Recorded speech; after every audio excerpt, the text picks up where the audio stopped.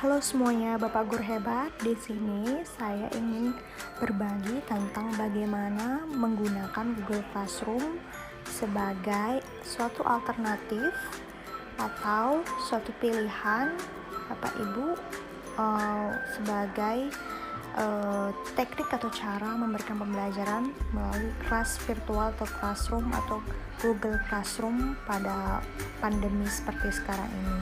Nah, di sini saya selaku wali dari kelas 4 akan memberikan beberapa informasi. Nah, di sini yang pertama ada forum. Forum itu artinya kita bisa share beberapa informasi yang dapat dibaca oleh anak-anak. Kemudian informasi ini juga informasi yang berkaitan dengan tugas-tugas mereka juga bisa, atau beberapa info-info penting dalam forum, boleh diskusi ataupun lain sebagainya. Nah, yang kedua ada akun tugas kelas. Nah, tugas kelas ini berisikan tugas-tugas yang ingin Bapak Ibu berikan kepada peserta didik. Kemudian ada yang ketiga adalah anggota. Nah, anggota ini adalah terdiri dari dua jenis, yaitu ada pengajar, saya sendiri, kemudian siswa-siswa di sini merupakan siswa-siswa yang berada dalam kelas saya. Kebetulan di kelas 4 saya semua siswa sudah masuk dalam grup Google Classroom ini. Nah, sekarang selanjutnya saya akan menjelaskan mengenai tugas kelas. Tugas kelas kalian bisa mempost dengan mengklik tanda tamah, kemudian kalian pilih kalau kalian ingin mengirimkan tugas bisa lewat tugas. Kalau pertanyaan bisa lewat fitur pertanyaan, materi mengirimkan rangkuman ringkasan pada fitur materi, ini pada fitur repost dan juga topik. Nah, pada fitur tugas, nah Bapak Ibu juga bisa menuliskan juga tugasnya, misalkan tugas membuat sebuah gambar dengan tema bebas gitu, misalkan bebas.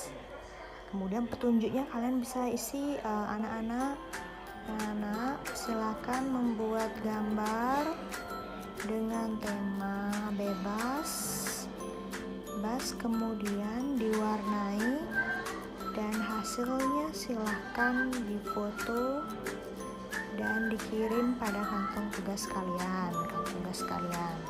Nah, itu misalkan kalian.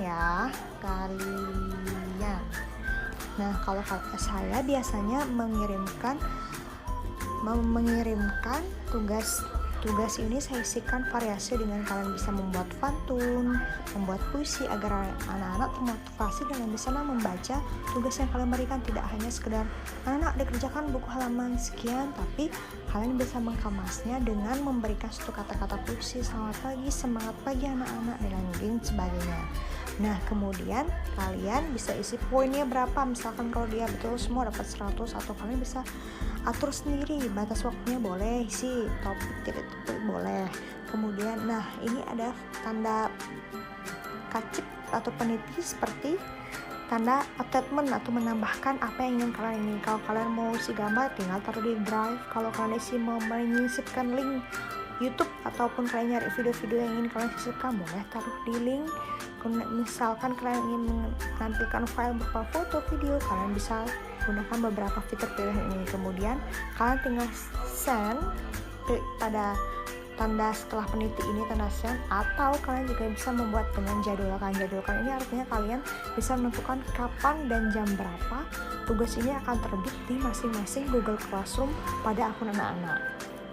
Dan kemudian klik jadwalkan. Nah, karena ini sudah proses pembelajaran sudah selesai, kan saya tidak mungkin men-share tugas ini biar nanti bingung anak-anak ya. Saya cancel, saya buang. Kemudian nah, sekarang bagaimana cara untuk sudah melihat tugas anak-anak. Nah, seperti misalkan saya berikan contoh.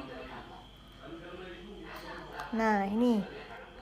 Nah, saya seperti ini misalkan contoh petunjuknya. Nanti anak-anak sudah membaca. Kalau kalian menyisipkan video boleh. Nah, ini beberapa pertanyaan murid bisa kalian juga jawab di sini. Kemudian kalian bisa melihat tugas murid yang sudah diserahkan kepada kalian adalah di tugas siswa. Nah, ada diserahkan, kemudian tapi beberapa anak mungkin memang belum menyerahkan dia karena mungkin mereka bingung. Adapun juga ada beberapa yang sudah menyerahkan dan kalian bisa menilainya. Kemudian misalkan seperti ini ya. Nah, berarti sudah dicek masing-masing tugasnya. Kemudian ini beberapa tugas yang sudah saya nilai. Nah, seperti ini misalkan saya nilai, banyak sekali yang mengikuti tugasnya. Kemudian, di komentar pribadi ini penting untuk Bapak Ibu sekalian agar anak-anak tidak hanya mengerjakan tugas atau tanggung jawabnya masing-masing, tapi Bapak Ibu harus juga menilai dengan baik tugas mereka dan memberikan semacam feedback ataupun semacam komentar pribadi ataupun note untuk anak-anak dipelajari. Dalam artian bisa, kalau misalkan ini berupa matematika, kalian kasih kunci jawaban matematikanya, kemudian beberapa yang perlu memang diberikan penekanan ataupun yang mana yang perlu diperbaiki anak-anak, bisa isi komentar pribadi, bisa isi, kemudian tulis nilainya ke apa, kemudian nanti kalian tinggal klik kembalikan. Otomatis setelah kembalikan, anak-anak bisa melihat, berapa ya nilai aku atau nilai saya pada tugas kali ini. Jadinya anak-anak akan termotivasi untuk belajar. Nah, demikian yang dapat saya sampaikan terkait dengan pemanfaatan Google Classroom di masa pandemi ini. Selamat mencoba dan semangat belajar dan semangat berkarya dan semangat berbagi untuk seluruh Bapak Ibu guru sebangsa dan setanah air. Salam Jaya Indonesia. Terima kasih.